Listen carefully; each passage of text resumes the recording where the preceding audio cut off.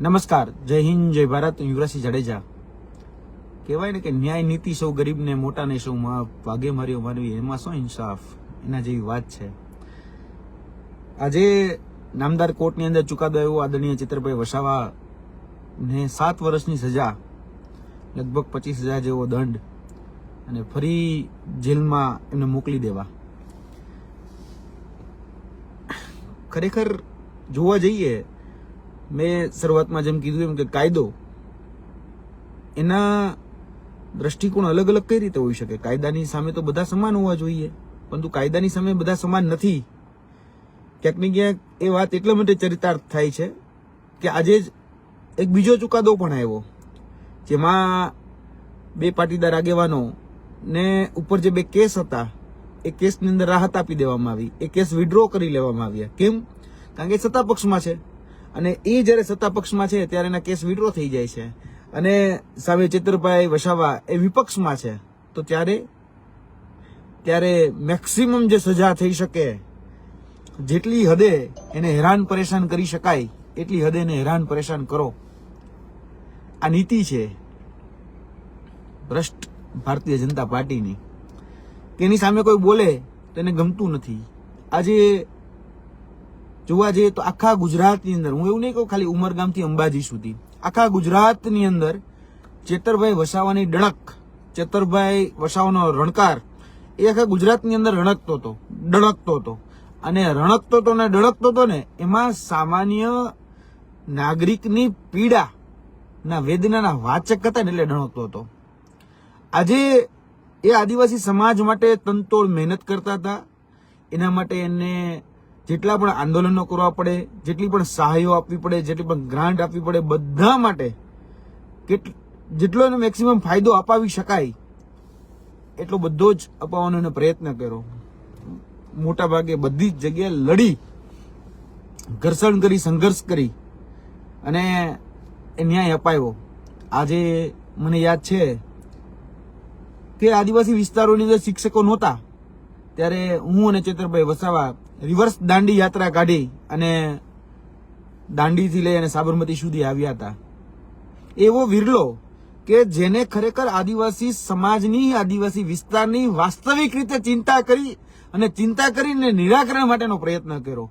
બાકી ભારતીય જનતા પાર્ટીના આટલા ભાજપના નેતાઓ જે છે, ભૂતકાળના શિક્ષણ મંત્રી જે જગ્યાથી આવતા હતા સંતરામપુરમાંથી, એ સંતરામપુરમાં 106 શાળાઓ એવી હતી કે જે શિક્ષકો નહોતા, અને એ પોતાના ટેન્યુરમાં એક શાળામાં શિક્ષક નહોતા આપી શક્યા. એ કુબેરભાઈ ડિંડોર જે આદિવાસી રિઝર્વ સીટ ઉપરથી લડતા હતા, અને છતાંય કે આદિવાસી સમાજનું ભલું ન કરી શક્યા. એટલા આદિજાતિ મંત્રી ફરી ગયા, એટલા આદિજાતિ મંત્રીઓ આવીને જતા રહ્યા 78 વર્ષની અંદર, પણ કોઈ ભલું ન કરી શક્યું. ચેતરભાઈ વસાવા, મેં ખાલી કીધી એક શિક્ષણની વાત, મનરેગાના કૌભાંડ હોય તો પણ એ મનરેગાના કૌભાંડમાં બોલે, નકલી કચેરીઓ હોય તો નકલી કચેરીઓ માટે બોલે, એના યુવાનોના પ્રશ્નો હોય, બોગસ પ્રમાણપત્રો હોય, આદિવાસી સમાજના સાચા સર્ટિફિકેટો હોય તો પણ એ બોલે. આજે જોવા જઈએ તો જે જિલ્લા પંચાયત આખા ગુજરાતની અંદર, ભરૂચ જે જિલ્લા પંચાયત જે હતી એ સીટ આખી એ ચેતર વસાવા, જેને અલગ અલગ જગ્યાએ તમે બધી જ જગ્યાએ તમે ક્યાંક ને ક્યાંક લડતા જોયા હશે, અમે પણ જોયા છે, અને અમે તો અવારનવાર એની સાથે રહ્યા છીએ. કદાચ મિત્રતા છે એટલે કદાચ લાગણી વધારે હોય. આજે એનો ચહેરો જોઉં છું તો કદાચ મહેસૂસ કરી શકું છું, અને મહેસૂસ એટલા માટે કરી શકું છું, મિત્ર છે એટલા માટે નહીં, કારણ કે જેલવાસ અમે પણ જોયો છે. શું પીડા હોય, શું વેદનાઓ હોય એ અમે જાણીએ છીએ, અને કદાચ એ વેદના, એ ફિલિંગ આજે એના જે ચહેરા ઉપર અમે જે જોઈ ને, તો નો ડાઉટ દુઃખ થાય છે અમને પણ, કે જે વ્યક્તિ લડે છે એને જ શા માટે દરેક વખતે પરેશાન કરવામાં આવે છે. જે વ્યક્તિ સામાન્ય નાગરિકોના હક, અધિકાર કે ન્યાય માટે જે જજુંબે છે એને જ શા માટે પ્રતાડિત કરવામાં આવે છે. દરેક જગ્યાએ મેં જોયું છે કે જ્યારે ચેતરભાઈ વસાવા છે કે અથવા તો કોઈ બીજો નેતા છે, જ્યારે બોલે છે તો એને તમામ પક્ષે ડરાવવામાં આવે છે. બાકી જો તમે સત્તા પક્ષમાં છો અથવા તો કદાચ કહી શકાય વિપક્ષમાં છો, અને વિપક્ષમાં રહી અને તમે ગમે એવડા મોટા કૌભાંડો કર્યા હોય, પણ છેલ્લે તમે સત્તા પક્ષમાં જતા રહો તો બધા જ ગુના માફ, બરાબર. અને મને યાદ છે ત્યાં સુધી એનસીપીના એક નેતા એટલે કે અજીત પવાર મહારાષ્ટ્ર સ્ટેટ કોઓપરેટિવ બેંકની જે અનિયમિતતા હતી એમાં ક્યાંક ને ક્યાંક ભ્રષ્ટાચારની મની લોન્ડરિંગના આરોપો લાગ્યા હતા. ખુદ પ્રધાનમંત્રીએ આરોપો લગાડ્યા હતા, બરાબર. અને જે કેસો હતા એ કેસો બંધ થઈ ગયા. એ ઈડીના કેસોથી લઈ અને અન્ય જે કેસો હતા ત્યારે એ ભારતીય જનતા પાર્ટીમાં જોડાઈ ગયા તો બંધ થઈ ગયા. એ જ રીતે બીજા નેતા હતા Prafulbhai Patel, air India aircraft ખરીદી અને મર્જરમાં ક્યાંક ને ક્યાંક ભ્રષ્ટાચારના આરોપ લાગ્યા હતા. સીબીઆઈના કેસ બંધ થઈ ગયા. સીબીઆઈના જે સીબીઆઈએ કેસ કર્યો હતો એ સીબીઆઈએ કેસ પાછો ખેંચી લે. એટલે ગજબનું તંત્ર ચાલે છે. એવા જ કહી શકાય કે હેમંત બિસ્વા, બરાબર છે. હેમંત બિસ્વા પૂર્વ કોંગ્રેસમાં હતા. હવે જયારે લડતા હતા આસામ બાબતે, કહી શકાય કે શારદા ચીટફંડના એની ઉપર સ્કેમના કૌભાંડોના એની ઉપર નાણાકીય વ્યવહારોની મની લોન્ડરિંગના કેસો, આ ઘણું બધું હતું. જેવા જ એ હેમંત બિસ્વા જે છે ભાજપમાં ગયા તો એને મુખ્યમંત્રી બનાવી દીધા અને બધું જ બંધ થઈ ગયું. હમણાં જ એવા જ કદાચ શુભેન્દુ અધિકારી, તો એ શુભેન્દુ અધિકારીનું શું થયું કે જયારે વિપક્ષમાં હતા ત્યારે આરોપો લાગતા હતા, કહી શકાય કે નોકરી આપવામાં પૈસા લઈને નોકરી આપવાના આરોપો લાગતા હતા. જયારે કહી શકાય કે સામે ટીએમસીમાં હતા ત્યારે પશ્ચિમ બંગાળમાં કહી શકાય કે નારદા સ્ટિંગ થયું હતું. એ સ્ટિંગ ઓપરેશનની અંદર અલગ અલગ આરોપો લાગ્યા. સીબીઆઈ જે હતી એ પણ તપાસ કરતી હતી. 2019માં જેવા જ આમથી આમ થયા એટલે બધું જ બંધ થઈ ગયું. અશોક ચૌહાણ, પછી કદાચ કહી શકાય કે બીજા ઘણા બધા એવા નેતાઓ કે જે કદાચ નામ લેવા જઈએ તો ઘણા થઈ શકે એમ. તો શુભેન્દુ અધિકારીથી લઈ ભાવના ગવાલીથી લઈને યામિની જાદવથી લઈને યશવંત જાદવ, આ બધા જ એવા નેતાઓ હતા કે જેની ઉપર અનેકો આરોપ લાગ્યા હતા. એવું નથી કે ખાલી બહારના રાજ્યોમાં, ગુજરાતમાં પણ એવું હતું. સુજલામ સુફલામનું બહુ મોટું કૌભાંડ થયું હતું. એની અંદર કહી શકાય કે કોંગ્રેસના નેતા ઉપર બહુ મોટા આરોપ લાગ્યા તો એ ભાજપમાં જતા રહ્યા હતા. બધા જ જે આરોપ હતા એ ક્યાંક ને ક્યાંક કહેવાય ને વોશિંગ મશીનમાં જાય એટલે બધું જ સાફ થઈ જાય એ પ્રકારનું આમાં દ્રશ્ય જોવામાં આવ્યું. ચેતરભાઈ વસાવાએ ખાલી એટલું જ કે ભાઈ ભાજપમાં ન જાય, બરાબર, કે ભાજપમાં આજે એને લાવવા માટે કે ભાજપે તોડવા માટેના તમામ પ્રયત્નો કર્યા પણ એ ક્યારેય તૂટ્યા નહીં, ભાજપમાં ક્યારેય જોડાણા નહીં. તો એને એમ કેમ પ્રકારે હેરાન પરેશાન કહી શકાય કે મચોડવાનું કામ, ક્યાંક ને ક્યાંક બધી જ રીતે હેરાન પરેશાન કનડગત ઉભી કરવાનું કામ એ ભારતીય જનતા પાર્ટીએ કર્યું. ભૂતકાળના નેતાઓમાં પણ આ જ થયું છે કે સામેવાળો કોઈ મજબૂત છે તો એને તોડી નાખો. ગમે એ રીતે સામ દામ દંડ ભેદની જે નીતિ હોય એ બધી જ રીતે એને તોડી નાખો. એવું જ આદરણીય ચેતરભાઈ વસાવામાં થઈ રહ્યું છે. ભૂતકાળના અનેક નેતાઓ જે છે મેં ગણાવ્યા એમને હજી ગણાવી શકે એટલા ગુજરાતના પણ અનેક નેતાઓ એવા છે કે જેમાં આરોપો લાગ્યા વિપક્ષમાં હોય ત્યારે, અને જયારે કહી શકાય કે સત્તા પક્ષનો ખેસ ધારણ કરી લે એટલે બધા જ એના પાપ ધોવાઈ જાય, બધા જ આરોપ જે છે એ બધા જ પવિત્ર થઈ જાય. એટલે કઈ રીતે આજે પણ ચેતરભાઈ વસાવાને ક્યાંક ને ક્યાંક તૂટ્યા નથી, ઝૂક્યા નથી, એટલા માટે જ આજે હેરાન પરેશાન કરવામાં આવે છે. અને સત્તા પક્ષને ખરેખર એને પાણી યાદ કરાવી દીધું. ભરૂચ જિલ્લા પંચાયતની, ભરૂચ અલગ અલગ તાલુકા પંચાયતો હતા એની તાલુકા પંચાયતની સીટ જીતીને અનેક તાલુકા પંચાયતો અને જિલ્લા પંચાયતો સીટમાં એની મહત્વની ભૂમિકા રહી છે. અને એ મહત્વની ભૂમિકાને કારણે જ આજે એ ખૂંચી રહ્યા છે ભારતીય જનતા પાર્ટીને.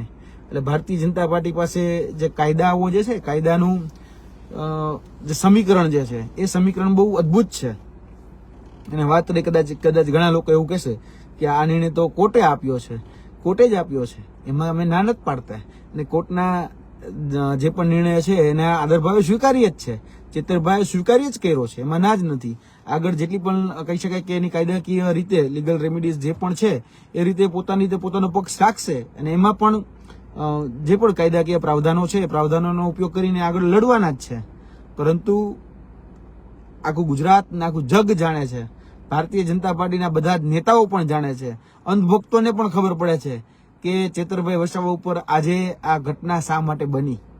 અને ચેતરભાઈ વસાવા જોવા જઈએ તો દરેક આદિવાસી સમાજના નાના નાના લોકો જે આજે કદાચ ઝઝૂમી રહ્યા છે એના બધાના કદાચ પ્રેરણા સ્ત્રોત એ વ્યક્તિ છે, પ્રેરણા સ્ત્રોત.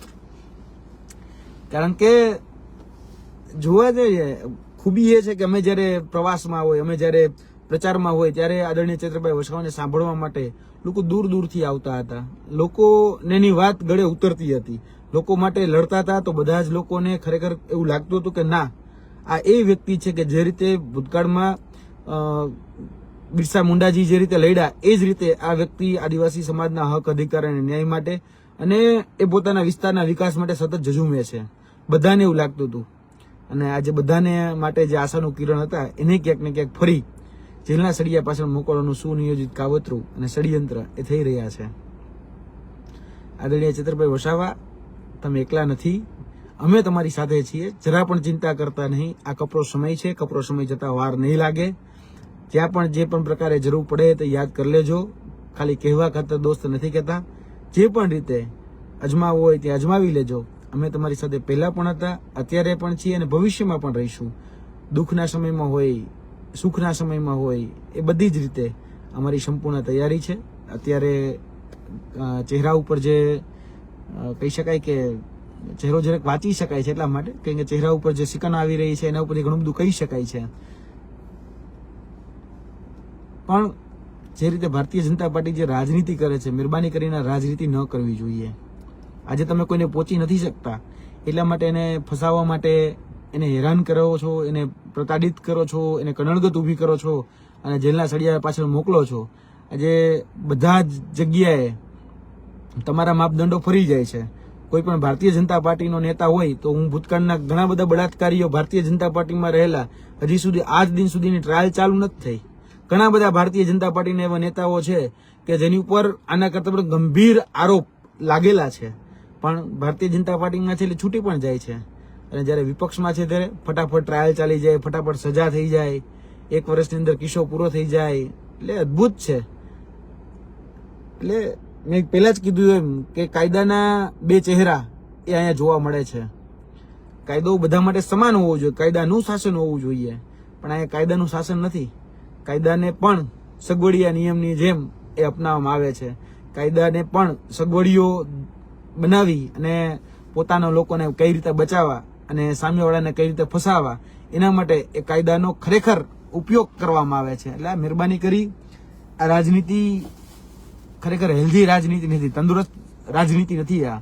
અને આ રાજનીતિ ઘણી વખત બહુ મોટું નુકસાન કરી દેતી હોય છે. કદાચ ક્ષણભર માટે કદાચ ભારતીય જનતા પાર્ટીને સારું લાગતું હશે, પરંતુ આનાથી ઘણું બધું નુકસાન થઈ શકે એમ છે. કારણ કે હજી પણ ચેતર વસાવા એ હીરો છે અને હીરો રહેવાના છે. તમે ગમે એટલા સામ દામ દંડ ભેદ જે પણ નીતિ અપનાવો એને તોડવાનો પ્રયત્ન કરો, પણ આદિવાસી સમાજ એ જાગૃત થયો છે, આદિવાસી સમાજ સમજતો થયો છે. આદિવાસી સમાજ આજે બધું જ ખબર પડે છે કે કોણ ફસાવે છે અને જે લોકો કૌભાંડો કરે છે એ બધા જ તમારી ટીમમાં છે, એટલે કે ભારતીય જનતા પાર્ટીની ટીમમાં છે. અને ભારતીય જનતા પાર્ટીની ટીમમાં તમે ચેતર વસાવાને લેવા માંગો છો, ચેતર વસાવા આવવા નથી માંગતો, એટલે તમે ક્યાંક ને ક્યાંક આ રીતે જે હેરાન પરેશાન કરી રહ્યા છો એનો આગળના દિવસોની અંદર જવાબ ચોક્કસપણે મળવાનો છે. અમે હંમેશા ચેતરભાઈ વસાવાની સાથે રહ્યા છીએ, ચેતરભાઈ વસાવાની સાથે રહેવાના છીએ. એના જે પણ કોર્ટનો નિર્ણય છે એ કોર્ટના નિર્ણયને શિરોમાન્ય રાખી આગળ જે પણ પ્રક્રિયાઓ લીગલ રીતે કરવાની હોય એ કરીશું.